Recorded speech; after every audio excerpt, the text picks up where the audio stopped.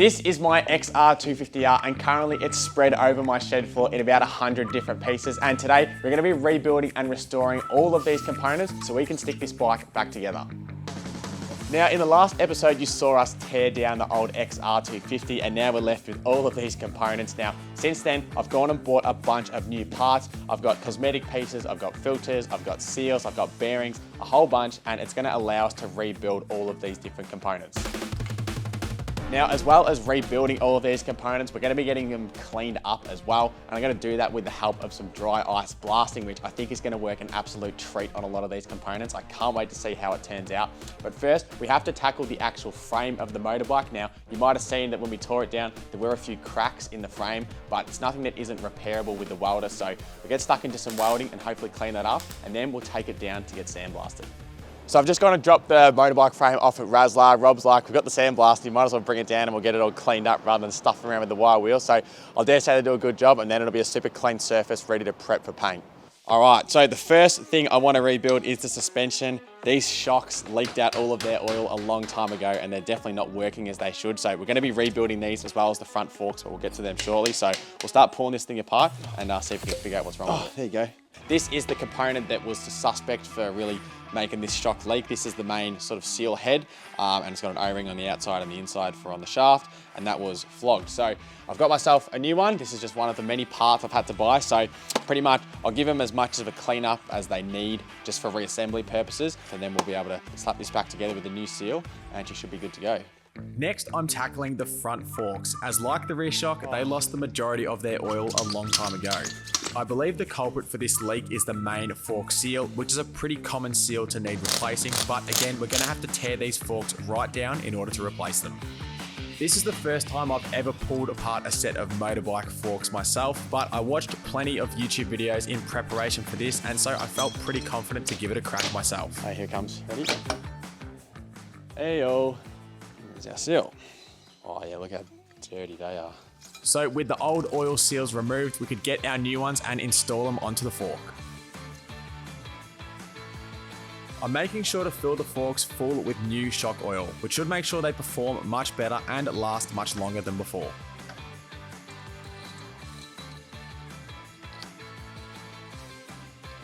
And after torquing all the components down to the correct specification, we're ready to give this shock a test. Well, there you go. It's compressing and no oil coming out of the seal, so that's a win. We can do the other one now. So with the first fork rebuilt successfully, I then got to work on the second one, following the exact same process as the last. So one job that definitely needs doing is to swap out these wheel bearings. So we'll see if we can't get these old ones out and swap in some new ones. Now, just like all the other components on this bike, these wheel bearings had not been serviced in a long time and were well overdue to be replaced. Ta-da! So I got the old bearings out and I've got a new set to throw in. So hopefully these are going all right. They've got new dust seals too, so we'll see if we can bang these in. Obviously we'll grease it all up and then should be able to move on to the front wheel after that. All right, rear wheel complete. Putting in the front wheel bearings was just as easy as the rear, and they tapped in with ease. So the next thing for me to look at is the engine. Now, you might remember when we tore this thing down, there was a few things that needed addressing in the top end. Now, that leads me into saying that we are only going to be doing a top end rebuild on this motor. We checked over the bottom end, and the few tolerances that we did check, they all came in pretty good. And considering the application, it's an old XR, it's not a race bike, we think that this bottom end is going to be, perfectly fine to handle what I want to do with it. So with the bottom end out of the way, then we're going to focus on the top end. Now, one of the things that you might have picked up on was that we actually have to address the bore. Now, it is in pretty good condition, but it could do with a little bit of a hone. So that's what we're going to have a crack at first and hopefully get some new cross hatching in this bore, and then she'll be right to go. So this is the first time I've done anything this in depth on an engine. I've never honed a bore or anything, but I got a few good tips from Dan. Watched plenty of YouTube videos, of course. And yeah, we should be able to get this thing cleaned up pretty good. So I've got a hone from King Chrome, which is pretty handy. And for those of you that don't know, the purpose of honing is to put cross hatching in the side of the bore, and that cross hatching actually helps with oil retention. So when oil's, pushed up on the bottom of the cylinder. It helps retain the oil on the cylinder walls, which is obviously what you need to prevent, you know, friction and seizing and that sort of thing. So at the moment, you'll see that because this has obviously been running, it's a pretty smooth bore. So that means the oil's just gonna sort of slide right off. But you can actually see marks of the original cross hatching in the bottom there, and the aim is to put that through the whole bore. Yeah, and that's gonna allow the oil to sort of retain on the cylinder wall while it's running and keep it all lubricated. Now the hone I've got is one of these ones that has like a little grinding stone on every face, and it just has spring pressure, and you will see there's another type of hone you can use which has got all these metal balls around it, but they pretty much do the same thing, so this one will work fine for what we're doing. Now to actually do this, we're putting it in a drill, because obviously we need a nice circular motion, and I'll get my drill speed hopefully nice and low. There we go. Now the reason I've poured out some engine oil is we're gonna lube up this bore. So if I just get some on my finger, make sure it's all nice and lubricated. And then this is gonna be kind of scary. I'm gonna close this up, sit it inside like so. Keeping our angle nice and straight.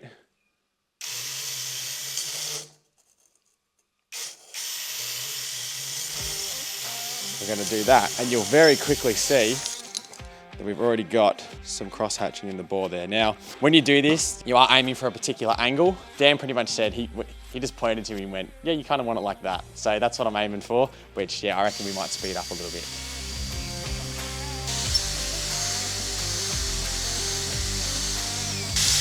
Oh, that looks pretty good. I would say I'm pretty happy with that. Definitely got the honing marks all the way through. Obviously, like, you don't want to do more than you have to, because you're going to end up taking more out of the wall, and obviously we've got rings and stuff to fit in, so yeah, I reckon we'll leave it at that, and she should be right to go. So with the board done, the next thing I want to move on to is actually to do with the head, and more specifically doing the valves. Now I actually just went and pulled these out and had a quick look at them, and they do look pretty good, to be honest, but I do want to do a small amount of valve lapping just to clean up some of the imperfections on the valve seats. Now, the purpose of doing this valve grinding, or valve lapping as they call it, is to create the best seal possible between the two seating surfaces on the valve and in the head, because obviously this is your cylinder head that's on top of your combustion chamber, and any explosive energy that's created, you don't want this leaking out of your valve. So the point of grinding down these seats is to get them as smooth as possible, so we have the best seal when these valves are closing inside the head. So I've got a valve grinding set, which, I mean, they're pretty basic. Pretty much it's just got a little suction cup on the end, and this suctions to your valve, like so, and then that's gonna allow us to sort of spin and grind the valves. Now, I've also got some grinding compound. This is just a medium, and pretty much we just need a tiny bit of this smeared on the valve seat, and then we're gonna drop the valve in, grind, do it until it's just cleaned up the surface. You don't want to do, obviously again, you don't want to go too much and take away more than you need. So yeah, we'll just keep an eye on it as we do it, and they should clean up pretty good. If you compare that to the other ones that I haven't done yet, it looks really good. I then moved on to grinding up the rest of the valve seats, and now the intake valves cleaned up really nice, but the exhaust valves did require a little bit more work, and so with a few runs of the lapping tool, they eventually came up looking awesome. So I've finished up grinding all the valve seats, and they've all seemed to come up pretty good, so I'm happy with them. So with that, we're actually going to first reassemble the head. So I've got to stick all the valves and the springs back in, and we've also got, as I'm obviously reassembling, a brand new gasket kit. So this has got like valve stem seals and a whole bunch of other bits and pieces I'll need, gaskets and such. So I'll be putting all these in as we go. They're my new valve stem seals. These little valve stem seals are a really important one to replace, and I suspect that they were a big factor in causing my engine to blow so much smoke and leak so much oil down into the cylinder, so a new set of these should solve that problem. Next, we can reinsert our valves along with the valve springs. Now, to get these on, we actually have to use our spring compressor, and this is going to allow us to stick our little spring retaining collars on the end of the valves. Now, this is quite a fiddly little job getting those collars into their correct positions, but after a few attempts, I managed to get them all sitting correctly. All right, I think I've got it. Ta-da! There you go, you can see that little collar is now holding our spring on. So now we can do the other ones. With the first valve seating correctly, I could then go around and do all the remaining valves and springs, and after a bit of fiddling around, I managed to get them all seated correctly. So I've got the valves now back in the head. They all seated up nice and it's looking great. So next we're gonna move on to our piston. Now, this is the same piston we pulled out. I've given it a clean up and it's come up really good. So can't wait to throw that in. We'll stick it on the connecting rod and then we'll get our piston rings and stick them on, and then we'll be able to put the bore back on. So we've got our piston now attached, and I'm gonna actually throw on the new piston rings. Now you'll remember that the old ones we pulled off, they were way out of tolerance. The ring end gaps were far too high. So I managed to source myself a set of new rings to suit the 74mm piston. Now I've already gone through and checked the ring end gap on these new ones and they all came in sweet. So yeah, we'll start throwing these onto our piston and then we're gonna be looking real good. Now you want to make sure you're gentle with your rings when installing them. You don't want to have to force and distort them, as it could end up causing them to not be shaped correctly, and that's going to lead to all sorts of problem when they're running up and down inside your engine. All my rings went on with a fair amount of ease, so with them all seated correctly, we could then move on to getting the cylinder bore installed. So before we stick our bore back on, there are a couple gaskets. So we do have one big O-ring, which is to seal any oil. So this slides on around the bore here. And then our gasket will go over on top of that. I'm going to stick the gasket on the bottom side just because I feel like it'll be easier. I did clean up these surfaces as well as best as I could, so with any luck they should seal pretty well. Dare I say it, I think we're ready to throw the bore on. This might be a little bit fiddly. I've obviously got to compress the piston rings as I drop the bore on, so.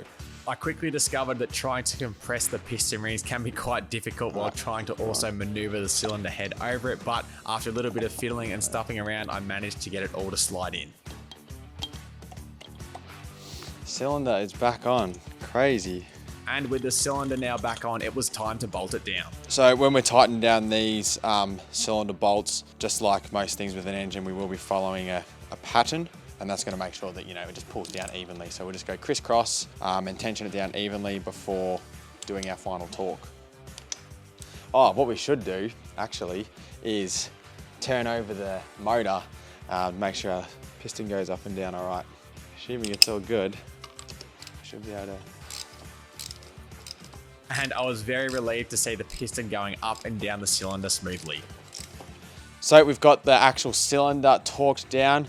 And now we're gonna stick our head gasket on, which we've got a fresh one here. All right, so that sits down there like that. And now we can stick on our cylinder head, and then she'll be wrapped up in there. So we can say goodbye to the piston and hope I don't ever have to see it again anytime soon. With the cylinder head finally on the motor, I could then go and stick in all of our cylinder head bolts and tighten them down to spec. Starting to go back together now, Paddy.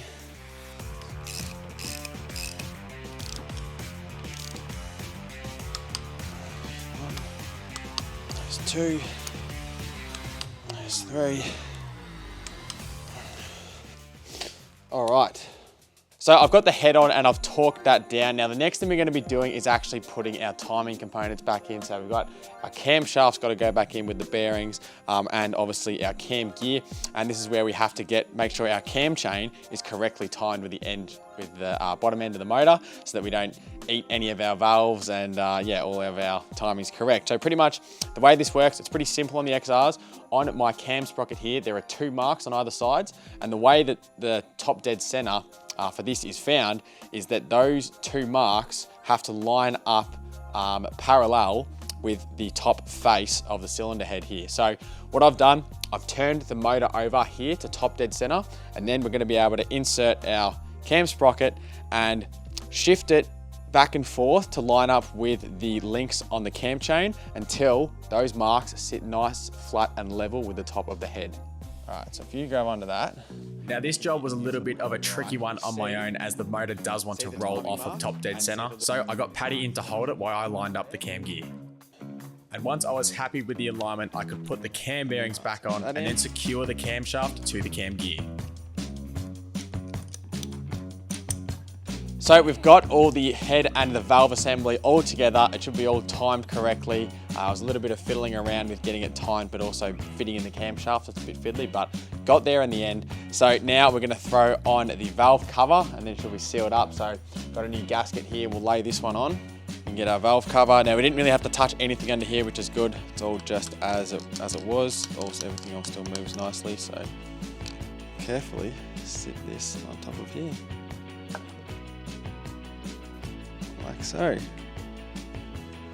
All right, and then as for bolting this down, there's a bunch of bolts of all different lengths, so I use the old gasket to keep all the bolts in their correct position. So I'm just going to sit this as a reference, and we'll go through and we'll put in each one. Being the first motor that I've ever rebuilt myself, it was really cool to see it all come together, and I cannot wait to see this thing run. And then once we've got this valve cover on, the last thing I want to do before we sort of say the motor's all done is we're actually going to do our valve clearances, which is one thing you do on these 4-strokes. Just quickly before I do the valves, I'm paranoid about dropping something in the motor, so we're going to whack our new spark plug in. This is just sort of pretty much OEM replacement. But I'm going to check the gap on it just to make sure it's all sweet. So we'll wind it in and we'll use our good old OG spark plug tool to make it all fit. Now it's time to adjust our valves, so let's get these ports off and start feeling. So just at a quick glance, I can clearly see that the valves, particularly on the exhaust side, need some adjusting. So we'll adjust these till we get the right feel on our feeler gauge, and then it should be running mint. Dare I say it, that's the motor put back together. Crazy. So that's the motor fully back together. One thing I did just remember, which I figured I might as well do now before I forget, is I've got a new oil filter to put in this thing. So we'll bang the cover off and we'll whack a new filter in, and then it should be sweet. So we've got the engine all back together, and believe it or not, this thing is ready to run. The inside should all be sweet, but as I mentioned earlier, we are getting these things all cleaned up. As you can see, the outside is pretty grubby. I've had a go at cleaning the exterior the best I can, but this alloy tends to sort of stain really easily with all the mud if it's not maintained. So what we're gonna be doing, we're taking the engine as well as all of our other components down to see our mate Mate at Carbon Blast, and he's gonna be dry ice blasting all of these components, and I'm hoping they're gonna come up pretty much like new, and it's just gonna look absolutely unreal. So we'll get them all loaded in the car and we'll take them down there and see Mate. All right, so I'm here with Mate and I've come down to Carbon Blast. I've got all the motorbike components with me, and I think Mate's got his work cut out for him. But last time we were down here, you would have seen that we did Paddy's 80 series, that the underside got a complete rework, and it was awesome. But one thing to remember with this stuff is, you know, you're not just restricted to doing cars, are you? Like, you've done small components like this quite a bit, haven't you? Yeah, that's right. We've done whole bikes, parts, gearboxes, motors, you name it. We've cleaned it. Yeah. Made it look almost new. Yeah, and it always comes out a treat. So I'm really excited to see how all this stuff comes out. He's got a bit of cleaning to do on his hands, but I'm sure he'll get it nailed. So yeah, we'll leave the stuff with Mate to get it cleaned, and we'll come back when it's ready. On the way home from Carbon Blast, I actually called in to see Rob down at Razzler, and he had my frame all sandblasted as well as actually etch primed, and it came up an absolute treat. And having that etch primer on the bike is really going to give you that extra bit of protection as well, and better paint adhesion too. So super stoked with how it turned out. Now we can get it home and give it a fresh coat of paint. So with the frame back home, we're now ready to paint this thing. So I've given it a quick scuff up with some sandpaper just to get the surface ready. Now, as for the paint we're using, I'm actually going to be spraying it in the exact same paint that the Patrol is sprayed in. One, I've got heaps of leftovers, so I figured why not, but also the Patrol white is quite a nice like snow white. It's not like yellowy or creamy, which from what I've seen online is pretty close to the factory Honda color. So I figured we'll give this a crack. I know it's good paint, it holds up really well, the old Valspar industrial mix. So I'm keen to give that a crack, but yeah, we'll mix up some paint, we'll get it in the gun, and hopefully I can lay down a bit of paint without doing too many runs, but we'll see how we go. Laying down paint on intricate frames like this can be quite difficult, especially with all the little nooks and crannies that you've got to get into, but I gave it my best shot, and I'm sure there will be a couple runs here and there, but it should look great overall. So with the frame drying, the next thing I want to tackle are these plastics. Now, as you can see, these things are pretty old and worn. They've got quite a few big gouges in them, and not to mention they've suffered quite a lot of discoloration. It's looking more like a yellow than it is a white. So pretty much what I'm going to do is I've actually gone and bought some varying grits of sandpaper, because I've heard the best technique to fix this is to wet sand them. So the first step I'm actually going to try is to do with a razor blade. Now we want to remove this old stained plastic. It's pretty much not worth the time trying to restore that. So I'm actually going to use the edge of a razor blade and scrape along the side, and you can sort of see that you can see that where the dirty plastic starts bunching up at the end, and we're left with the raw plastic underneath, which is much cleaner. And then once we've done that, obviously we're not going to be left with a super smooth surface, so that's where we'll start with our sandpapers and then smooth the whole lot out. Yeah, you can already see the coloration starting to, that yellow starting to disappear in the form of all this crappy dust. It is white behind there, believe it or not, so we're going to find it. So I've given it a good crack with the razor blade. It definitely has improved it quite a bit, but I think I want to have a crack with the wet sanding and see what that does. I've just done 2 stages of wet sanding, just the 120 grit and then 240, and already it's looking a hell of a lot better. So I definitely think the process is going to work. So I've been going pretty hard at this for, well, it feels like an hour or 2. Finally stepping up to some pretty fine grit stuff. So this is 1200, and hopefully from this point onwards, we sort of start to see what it's going to look like.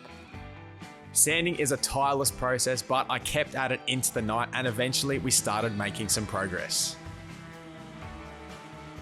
So I spent quite a few hours yesterday trying to restore these plastics, and honestly they came up pretty good. I managed to bring back a lot of that white color. There are still a few scratches, but they'll be fine for what I want to do with them. Now, the next thing I want to do is also cosmetic type stuff, and that is actually going to be to re-upholster this seat. So this has got heaps of tears in it. It's got gaffer tape all over it. I don't even think it's the original cover because it's got black on it. So I've actually managed to find myself online a new seat cover. So we're going to do some reupholstery work, and hopefully we can get this thing looking like new again. So with the seat, I'm pretty sure it's just stapled on, so I'm actually just going to rip this thing off, and then I've bought myself a stapler, so we should be able to staple on the new cover, and I'm hoping it shouldn't put up too much of a fight, but we'll see. So we'll start picking off some staples.